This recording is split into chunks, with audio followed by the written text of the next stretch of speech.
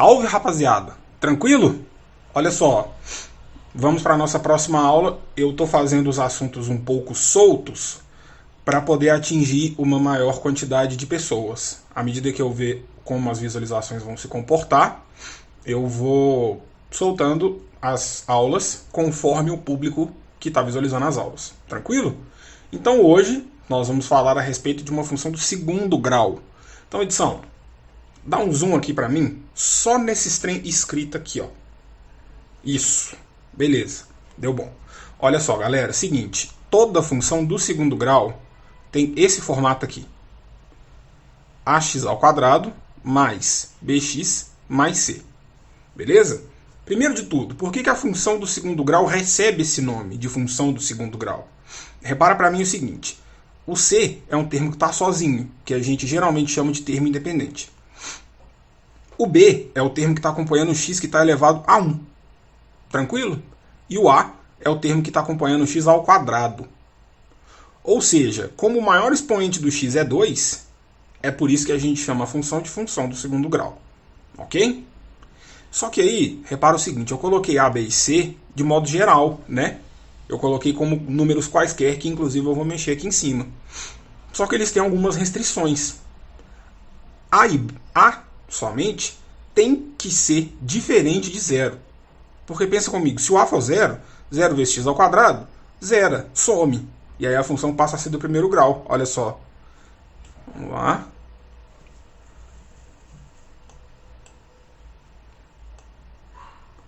Se o a é zero, a função passa a ser do primeiro grau. Tranquilo isso? Aconteceram alguns outros problemas, mas isso aí depois a gente vai tratar. Então, se o a for positivo, ok. Se o a for negativo, ok também. Então vamos voltar para o valor que estava antes e vamos continuar daqui. Esse formato que a função do segundo grau admite quando a gente trata do gráfico, a gente chama de parábola. Muitos de vocês já devem ter ouvido falar. Não é aquela da Bíblia que Jesus conta. É essa curva aí. Mas olha só. Essa é a parábola. Vocês repararam que à medida que eu aumentei A, ficou de uma forma, e à medida que eu diminuí A, ficou de outra forma? Então, a gente vai fazer essa análise agora. Esses coeficientes A, B e C, eles influenciam diretamente no formato do gráfico. E isso é muito importante da gente ter bem analisado, da gente ter bem compreendido, para que não reste nenhuma dúvida, beleza? Então, olha só, repara comigo aqui que o A está positivo, certo? A maior que 1. Aí, se eu ir aumentando o A, repara que a curva está fechando um pouquinho. E a abertura dela, que a gente dá o nome de concavidade, continua virada para cima. Concordam com isso? Então, se o A é positivo, a concavidade está virada para cima. Se o A é zero, a gente já viu o que acontece. Vira uma função do primeiro grau, certo? E se o A é negativo, olha aí o que está acontecendo. O A agora está menos 1,8. Pode reparar aqui na função também. A concavidade está virada para baixo. Tranquilo isso? Então o A ele influencia diretamente na concavidade da função, na abertura. Então deixa eu voltar o A para o positivo agora. Agora vamos falar do C primeiro, que o C é um pouco mais fácil de ver. Repara para mim aqui nesse ponto C. Beleza? Que inclusive as coordenadas dele estão colocadas aqui. Olha só o que acontece à medida que eu vou abaixando o valor de C, que está positivo. Repara que o ponto C ele está diminuindo, ele está descendo no eixo Y. Certo? Até que ele passa do zero e continua lá embaixo. Vai descendo, vai descendo. Vou descer a janela um pouco para mostrar melhor. Olha só. Menos 2,2, menos 2,2. O ponto C, ele nada mais é do que a interseção da função do segundo grau com o eixo Y. Então, como o C está no 6, o ponto que representa a interseção da função com o eixo Y é o próprio ponto C. Beleza? Então as coordenadas dele sempre vão ser 0, porque todo ponto que pertence ao eixo Y tem que ter coordenada x igual a 0 e 6, porque o valor do C é 6. Beleza? Ótimo. Tratamos disso. Agora a gente vai falar do seguinte, o B. Olha só a influência que o B dá. Eu não vou tentar colocar em palavras, porque eu vi algumas definições diferentes que podem acabar se conflitando. Então, como eu estou usando desse recurso visual, eu vou deixar que o recurso visual fale por mim. Tranquilo? Então, olha só, o B agora está negativo. Olha o que vai acontecendo à medida que eu aumento o B. Entre inúmeras aspas, inúmeras, tá? Inclusive, eu até não recomendo que usem essa terminologia na escola, no vestibular, ou até mesmo no curso superior, alguma coisa assim. O B, ele trata, de certa forma, do deslocamento horizontal da função. Repara que ela foi arredando para trás à medida que eu aumentei o B. Tranquilo isso? Repito, essa definição da influência do B, ela está sendo dada entre várias aspas. Não é a definição mais correta e não vai ser a definição mais encontrada, porque sempre tem mais de uma. Eu dei uma pesquisada antes de formular o roteiro, tudo direitinho, e teve mais de uma definição dada para o B, beleza? Então, fica o recurso visual para ajudar a ver melhor. Tranquilo. Então já eliminamos essa primeira parte todinha. Beleza? A gente tem o formato da função, falamos dos coeficientes, que inclusive podem ser números reais. Sim, A, B e C podem ser qualquer coisa, sendo que A não pode ser zero. Podem ser literalmente qualquer coisa. A função pode ser πx ao quadrado mais πx mais π. Sei lá. Porque é real. Pode. Não tem problema. Beleza? Tranquilo. Agora, vamos olhar aqui para o gráfico da função. Tem 4 pontos importantes. Primeiro, tem o ponto C, que a gente já falou, que é a interseção da função com o eixo y. Tranquilo? E aqui embaixo, que eu vou descer aqui e dar um pequeno zoom, tem os 3 pontos A, B e V. A e B, como está dando para ver aí, são as interseções da função com o eixo x. Ou seja, são as raízes da função. Certinho? E esse ponto V, a gente dá o nome de vértice, só que a gente vai falar dele um pouco mais tarde, tá? Nós não vamos falar dele por agora, não. Por agora, vamos focar nas raízes. Seguinte, as raízes de uma função são os valores de x que zeram a função. É ou não é? Então, é o seguinte, a gente vai ter f de x tendo essa forma aqui, qualquer. Aí, pensa comigo, a gente quer ter essa equação aqui, certo? F de x igual a 0.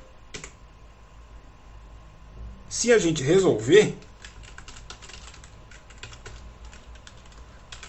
nós vamos obter esses dois valores, 2 e 3, que inclusive estão aqui. Faz sentido? Então, olha só, aqui nós resolvemos as raízes da equação. Eu só queria pedir uma coisa, não liguem para todos esses comandos que eu fiz, são só coisas do programa, eles não influenciam em nada, e eu uso eles só para poder ajudar na visualização mesmo. Beleza. Retornando, a gente resolveu essa equação aqui, que inclusive o procedimento está aqui, ó. Deixa eu só alterar aqui rapidinho. Minha Nossa Senhora. É isso, tá de volta.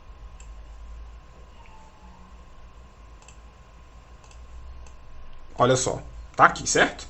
As raízes de x são determinadas, de f de x, perdão, são determinadas por essa fórmula.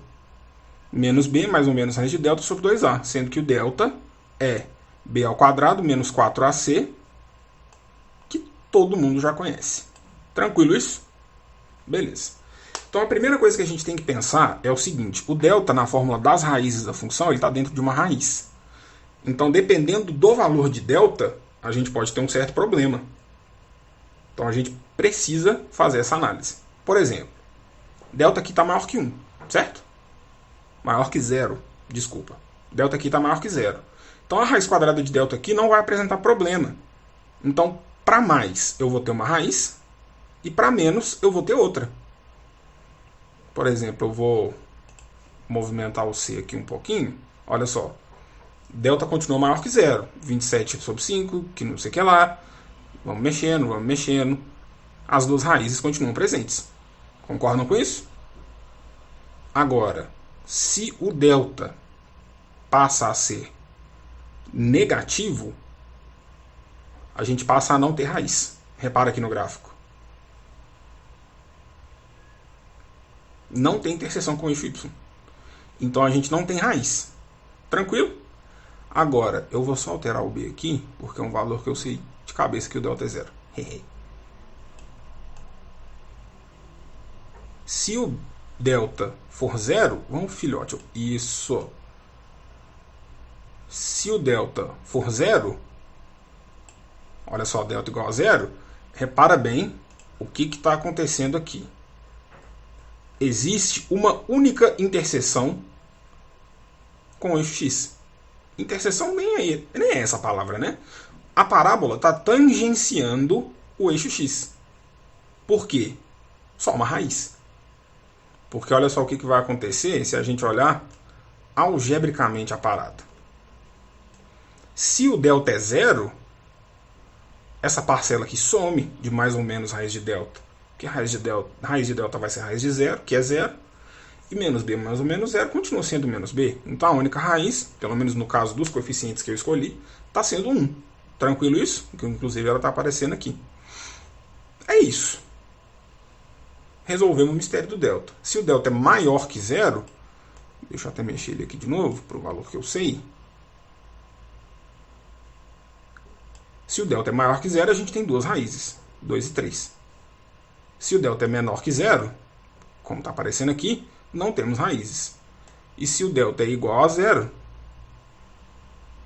a gente vai ter uma raiz só, que nem eu mostrei antes. Não vou voltar os coeficientes para... né? Tranquilo isso? Beleza. Tratamos do formato da função, tratamos dos coeficientes da função, tratamos do discriminante delta, tratamos das raízes, da interseção com o eixo Y, falta só o vértice. Ou seja, vamos voltar o nosso olhar para a função. O vértice é esse ponto aqui, ó. Ah, mas por que a gente chama de vértice, professor? Por quê? Me ilumine minha cabeça. Olha só. Vamos pensar numa reta tangente ao vértice. Beleza? Temos essa reta aí, tangente ao vértice. Vocês concordam comigo que a função não está cortando essa reta em nenhum outro ponto? Então vocês concordam comigo que o vértice, pelo menos nesse caso, ele está sendo o valor mínimo da função? É isso. O vértice é sempre o valor mínimo ou máximo, a gente vai ver isso daqui a pouquinho, da função do segundo grau. Beleza? É por isso que o vértice existe. É porque a função ela vai descendo, descendo, descendo, descendo, descendo, descendo, descendo. Chega no vértice, ela começa a subir. Ou então, se a gente... Ixi, Maria. Se a gente mudar o valor do A,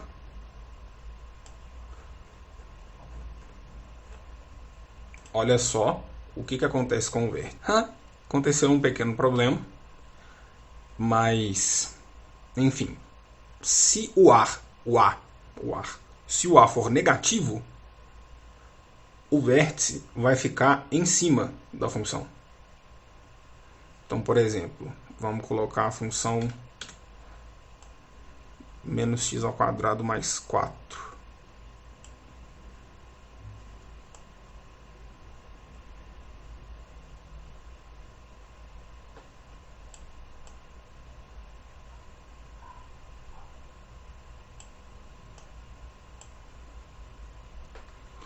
Tivemos um pequeno problema técnico, mas tá rolando, tá rolando, tá rolando. Pronto. A função menos x ao quadrado mais 4, ok? Olha onde o vértice está. Vocês conseguem perceber que a função ela vai crescendo, crescendo, crescendo, crescendo, crescendo, crescendo, crescendo, até o vértice. E ela desce, desce, desce, desce, desce, desce, desce. Então, nesse caso, o vértice é o valor máximo da função. Tranquilo isso?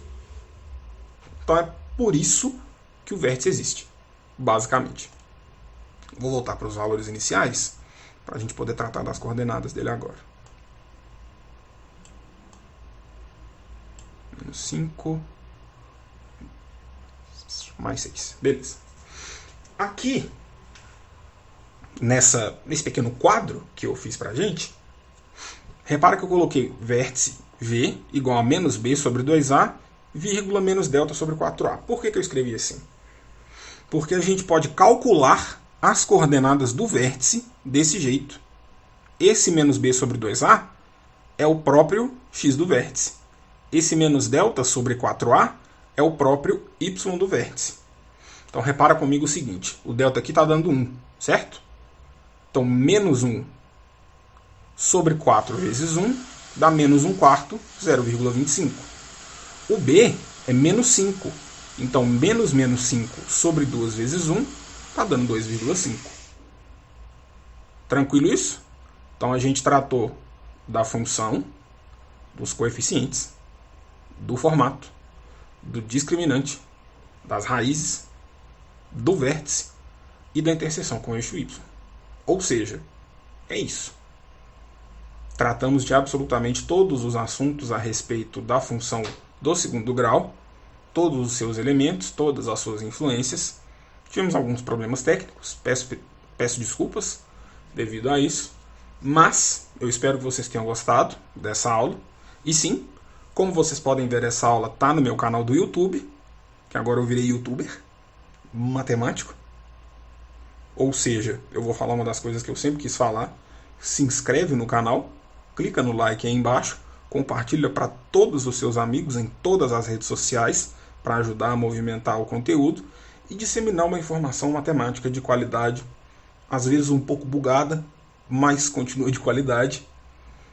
E é isso. Espero muito que vocês tenham gostado. Eu espero muito ouvir bastante feedback de vocês a respeito de teor do conteúdo, teor da minha fala, velocidade da fala, peso de edição. Às vezes eu posso fazer uma edição um pouco carregada demais e vocês querem uma mais simples, alguma coisa do gênero. Qualquer tipo de crítica construtiva / feedback que vocês tiverem, deixa aí nos comentários aí embaixo. Sempre quis dizer isso. Tranquilo? Então é isso. Tratamos de todos os assuntos. Eu vejo vocês na próxima aula. Um abraço e até mais. Tchau!